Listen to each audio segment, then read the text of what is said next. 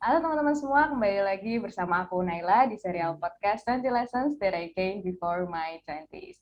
Dan hari ini seperti biasa aku mengundang salah seorang temanku dan hari ini aku menghadirkan Nadia. Halo Nadia.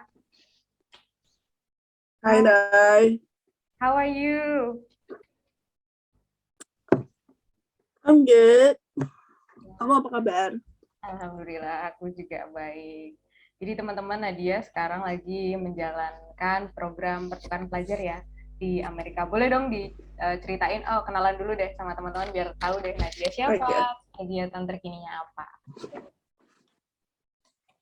ya. Terima kasih Naila udah ngundang aku di sini. Assalamualaikum warahmatullahi wabarakatuh. Halo teman-teman semuanya, mungkin banyak teman-teman yang belum tahu. Namaku Nadia Safiana Rahma, teman-teman panggil aja Nadia. Saat ini aku 18 tahun, dan aku kelas 12 di MIPK Man 1 Surakarta. Tapi saat ini aku sedang, seperti yang udah Naila bilang tadi, aku sedang menjalani program pertukaran pelajar. Nama programnya KLS. Jadi itu pertukaran pelajar yang dibiayai oleh pemerintah Amerika Serikat untuk siswa-siswi SMA di negara-negara mayoritas Muslim untuk sekolah di SMA di Amerika, ngerasain gimana jadi orang Amerika, nggak cuma di sekolah tapi juga tinggal kehidupan sehari-harinya, yang tujuannya ini untuk membangun pemahaman antara masyarakat dari negara-negara mayoritas Muslim ini dengan masyarakat Amerika. Jadi program ini tuh salah satu dampak dari peristiwa 9/11 dan tujuannya buat ketemu sama perdamaian dunia gitu. Oke. Dan saat ini aku tinggal di Washington State, Amerika Serikat. Yep. Kalau boleh tahu ya Nadia, itu kan apa namanya, nggak tahu-tahu dong, nggak tahu-tahu aja bisa pertukaran pelajar di sana. Itu gimana sih perjalanannya gitu sampai sampai hari ini bisa di sana, mengenyam pendidikan di sana juga ya selama kurang lebih setengah tahun ya? 1 tahun ajaran, Oh, 1 tahun 1 tahun aja. akademik. Oke, ya boleh dong diceritain perjuangannya atau apa sih hal yang paling challenging, menantang gitu sepanjang perjalanan ke sana? Ya, ini banyak juga teman-teman nih yang nanya, daftar kayak gitu tahunya dari mana sih gitu. Jadi aku tahu itu waktu aku kelas 11 dan cuma dari Instagram aja sebenarnya. Dan ada temen juga kayak, Nat ikut, kayak ngajak bareng-bareng. Akhirnya kayak aku sama temanku waktu itu kayak ikutan bareng-bareng, berjuang bersama. Dan kalau teman-teman mau nyari info tentang programku ini, bisa lihat Instagram @bina_antar_budaya. Mereka ngasih info-info kayak gitu juga. Apa ya, ini prosesnya panjang. Bener-bener kayak setahun itu seleksi doang, dan seleksinya ada seleksi berkas, kayak kita ngisi formulir, kemudian ada wawancara, bikin esai, ada dinamika kelompok dan sebagainya. Dan sebenarnya dari prosesnya aja, dari seleksinya aja tuh aku udah belajar banyak banget, karena banyak kayak pertanyaan-pertanyaan yang buat refleksi diri sendiri. Tapi mungkin yang paling menantang itu wawancara. Itu yang salah satu yang aku takutin banget waktu itu. Mungkin banyak teman-teman juga yang takut sama proses wawancara itu. Dan tentang bahasa Inggris mungkin karena stereotipnya apa sih, stereotipnya orang pertukaran belajar, oh berarti dia pintar bahasa Inggris. Padahal enggak, padahal kita juga masih belajar juga, kita sama-sama belajar, cuma ya sebenarnya semua teman-teman tuh bisa. Kayak kalian, kalau mungkin teman-teman yang mau ikut pertukaran belajar tapi kayak masih ragu sama bahasa Inggris dan sebagainya, tenang aja. Anak-anak pertukaran belajar tuh nggak 100% ngomongnya lancar kayak bule. Mereka juga sebelum berangkat ngomongnya juga masih kayak orang Indonesia, karena bahasa pertama kita Indonesia kan. Tapi ya itu tadi, sebenarnya yang bedain ya mau belajar atau enggaknya gitu. Jadi ya mungkin itu sih, dari seleksi, wawancara, refleksi, jadi kenal diri sendiri, dan bahasa Inggris juga salah satu tantangan dari proses seleksinya ini. Ya berarti selama kita mau berusaha, selama kita nggak takut untuk mencoba, peluang itu selalu ada ya buat kita. Nah, apa sih mungkin Iya, rahasia atau apa ya, prinsip atau apa sih yang dianut seorang Nadia gitu untuk nggak menyerah, untuk nggak takut mencoba, yang mengantarkan Nadia sampai di titik yang sekarang? Waktu itu ini sebenarnya waktu itu aku dengerin webinar juga yang isi kebetulan salah satu temennya mamaku. Sebenarnya ini mungkin teman-teman juga udah sering dengar, cuma waktu dari aku dengar webinar itu kayak mengingatkan, sampai sekarang aku ingat, dan aku pengen banyak teman-teman ingat juga bahwa hidup tuh udah diatur gitu sama Allah, udah kita udah ada jalannya. Jadi kita hidup tuh sebenarnya manusia hidup tuh tinggal santai aja gitu. Karena ya udah ada rezekinya masing-masing. Tapi kayak di sini tuh santainya bukan berarti kayak kita nggak bisa berusaha ya. Kita masih bisa berusaha. Kita harus berusaha juga. Cuma kalau kita udah paham sama prinsip, udah ada jalannya masing-masing, jadi nggak ada alasan buat sedih kalau misalkan impiannya nggak capai atau rencananya gagal, doanya nggak dikabul-kabulin. Kayak udah santai aja gitu. Contohnya mungkin teman-teman yang suka ikut lomba, dan namanya lomba ada yang menang ada yang kalah. Kalau teman-teman paham sama prinsip ini, kalau teman-teman kalah ya udah nggak apa-apa gitu. Karena jadi tugasnya kita tuh sebenarnya cuma nyoba aja, tiap ada kesempatan coba aja gitu. Kalau misalkan gagal ya kita udah paham ternyata itu bukan buat kita gitu. Dan yakin aja kalau bagian kita tuh udah ada, mungkin bukan sekarang tapi justru biasanya di waktu-waktu yang nggak kita duga kan. Makanya dari itu sih, jadi kayak nggak berhenti mencoba, karena kita nggak pernah tahu apakah itu punya kita atau enggak. Jadi kayak kita coba aja terus. Itu sih mungkin. Makasih loh, ini juga ngingetin aku. Karena kita kadang tuh juga suka ini ya, selain takut mencoba, itu juga suka iri sama orang lain. Padahal kita udah punya, sama Tuhan udah dikasih gitu jalannya sendiri. Iya. Iya benar banget. Nah, sekarang kan kita ya masih di usia ini, kamu masih 18, aku juga 19 sekarang di perjalanan menuju 20 ini. Ini nih fase yang kayak gimana sih menurut kamu? Terus gimana rasanya, apa tantangannya, apa perbedaannya dari fase yang lain dalam hidup? Mungkin buat aku dan sebagian besar teman-teman juga memasuki tahun ke-20 itu kayak salah satu fase terbesar, bukan terbesar terspesial. Atau menurutku ini tuh kayak spesial banget, aneh, terus banyak perubahan, dan banyak orang bilang kan perubahan tuh selalu nggak nyaman. Jadi mungkin merasakan banyak ketidaknyamanan, ngerasain juga selama aku di sini ya khususnya, aku ngerasain banyak emosi, banyak perasaan yang nggak pernah aku rasain sebelumnya. Jadi benar-benar menuju kepala dua, banyak pengalaman baru yang ini susah dijelasin nggak sih? Kayak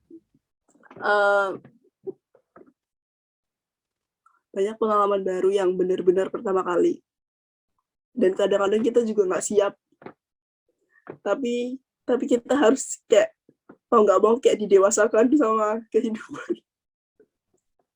Iya, berarti kayak gitu sih. Tapi emang ini susah dijelaskan. Betul. Emang banyak hal baru, banyak hal yang bikin kaget, nggak siap, tapi mau gimana? Harus jalan. Ya, dan mungkin masing-masing juga mengalami masa transisinya beda-beda sih ya. Tapi yang pasti ya itu, banyak hal baru, hal yang kita nggak kenal, yang kadang kita bingung tuh harus kayak gimana. Ya kita semua masih belajar.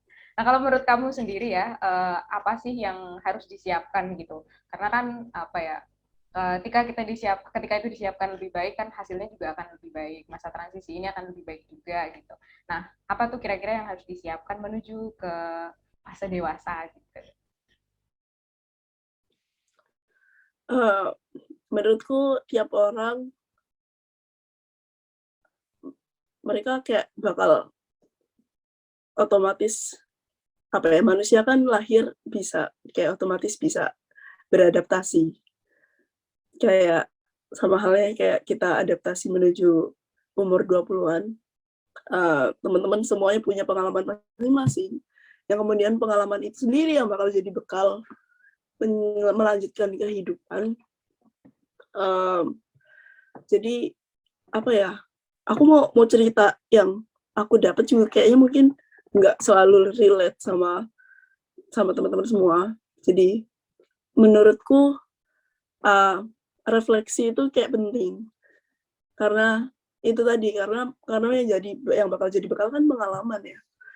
Dan tiap pengalaman, mau itu enak mau itu nggak enak, itu pasti ada hikmahnya. Coba kita aja yang kadang kayak nggak paham gitu, kayak butuh waktu atau belum belum ngerti gitu. Tapi suatu saat kita bakal ngerti. Jadi mungkin itu sih, refleksi sama pengalaman-pengalaman yang sudah kita dapat. Karena kalau kita lihat kayak lebih dalam, kayak semua hal itu kayak, oh ternyata ini dulu aku dikasih ini sama Allah, ternyata hikmahnya ini dan sebagainya.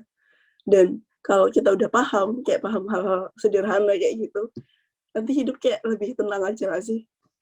Itu kataku. Iya, iya, iya. Iya, betul, betul. Karena kita semua punya pengalaman beda dan merefleksi, memaknai langkah kita udah sampai mana, apa aja pelajaran yang harus diambil tuh penting. Nah, apa nih buah refleksi dari seorang Nadia gitu yang telah direfleksikan gitu selama 18 tahun perjalanan ini, dua pelajaran berharga gitu tentang hidup maupun dapat dari diri sendiri refleksi maupun dapat dari orang lain atau dapat dari pengalaman tuh apa sih kira-kira yang mungkin bisa dibagi ke teman-teman? Dua pelajaran paling berharga. Ini khususnya aku waktu udah nyampe di sini ya. Yang pertama, be nice ke semua orang. Karena di sini tuh aku ketemu lebih banyak orang, kayak jadi orang macam-macam, dan aku ketemu sama salah satu jenis manusia yang waktu aku ketemu, oh dia orangnya baik. Pernah sih ketemu kayak orang, oh dia baik banget gitu, kok bisa sih baik banget. Dan ternyata tuh baik itu tuh impact-nya besar. Dan baik tuh kan luas ya, baik tuh luas. Dan sebenarnya tuh kita bisa jadi orang baik itu cuma sesederhana kita ramah ke orang lain, kita nyapa orang, kita berteman sama siapa aja, kita ngehargain guru, ngehargain orang tua, cara kita nge-treat orang lain. Di situ aku kayak ketemu sama orang yang baik banget, dan aku tahu rasanya kalau ketemu orang baik tuh kayak kita seneng gitu kan. Dan waktu ketemu orang itu, yang aku pikirin, wah orang tuanya keren banget nih ngedidik anaknya bisa jadi sebaik ini gitu. Dan ya itu sih, dari jadi orang baik tuh impact-nya besar. Kita juga bisa bikin kayak apa ya, orang tua, karena kan yang ngajarin kita kan orang tua ya. Itu dan kita nggak pernah tahu apa yang dihadapin orang. Dan dengan jadi baik ke semua orang, kita tuh otomatis, mungkin kita nggak sadar, tapi kita kayak apa ya, ngebantu orang lain. Mungkin ada yang lagi struggling sama mental health atau dan sebagainya. Dan dengan jadi orang baik, kita bisa apa ya, jadi bikin hari mereka jadi lebih baik. Atau kayak jadi baik itu kayak, kalau di sini tuh aku merasa jadi like be nice itu kayak penting banget. Dan itu sangat penting untuk diterapkan di setiap lini kehidupan. Dan yang kedua, balik sama yang aku udah bilang tadi, bahwa hidup itu santai aja. Hidup itu santai aja. Kita udah ada jalannya masing-masing. Jangan bandingin diri sama orang lain. Karena hidup kita terlalu spesial buat dibandingin sama kehidupan orang lain. Kayak setiap manusia udah pasti punya masalahnya masing-masing. Jadi udah santai aja hidup. Makasih banget loh ini atas jawabannya, atas pelajarannya yang bisa dibagi ke kita juga. Mungkin sebelum menutup ini, apa sih mungkin hal atau pengalaman di sana yang sangat berharga, yang mungkin bisa memotivasi teman-teman juga untuk untuk juga berusaha gitu, lebih semangat dalam mencari peluang untuk keluar negeri gitu misalnya, biar tahulah kebesaran Tuhan itu sangat luar biasa kan. Kalau kita cuma lihat di Indonesia aja ya mungkin sudah banyak, cuman kalau kita bisa keluar kan lebih banyak lagi yang bisa kita lihat. Apa tuh? Oh ya, menurutku salah satu pengalaman paling berharga di sini adalah ngerasain jadi minoritas. Karena selama di Indonesia, mungkin waktu itu sebelum aku berangkat aku merasa aku udah toleran kok, aku udah ngehargain agama lain. Padahal aku kayak nggak pernah benar-benar ngerasain itu, karena ya kita hidup di lingkungan yang mayoritas Muslim dan kita sama gitu. Tapi selama di sini ternyata jadi minoritas tuh kayak gini. Ternyata nggak segampang itu. Jadi teman-teman bersyukur deh tinggal di Indonesia. Dan di sini aku ngerasain banget jadi minoritas, karena semakin jauh kita melangkah, kayak kita semakin luas ngelihat dunia, kita ngelihat sesuatu dari sudut pandang yang berbeda. Dan mungkin pengalamanku selama di sini itu nggak selalu menyenangkan, banyak susahnya juga, adaptasi juga butuh waktu yang nggak cepet. Tapi emang kita harus kita harus coba keluar dari zona nyamannya kita.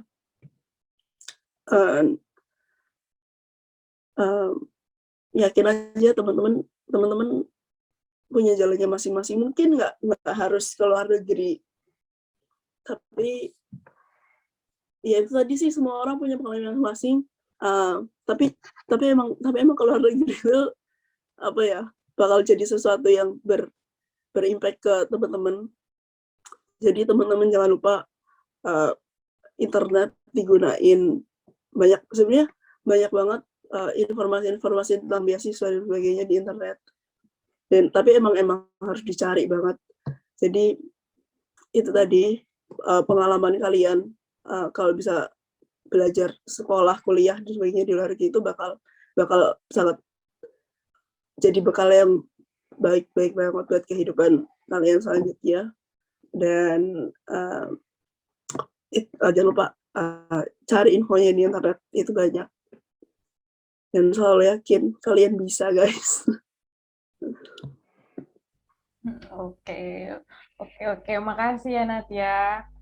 Ini untuk kita semua juga, biar semangat, biar ikut ngerasain. Semoga kita semua bisa dapat kesempatan ya, buat teman-teman yang belum pernah. Aku sendiri juga belum pernah nih. Semoga bisa nyusul deh.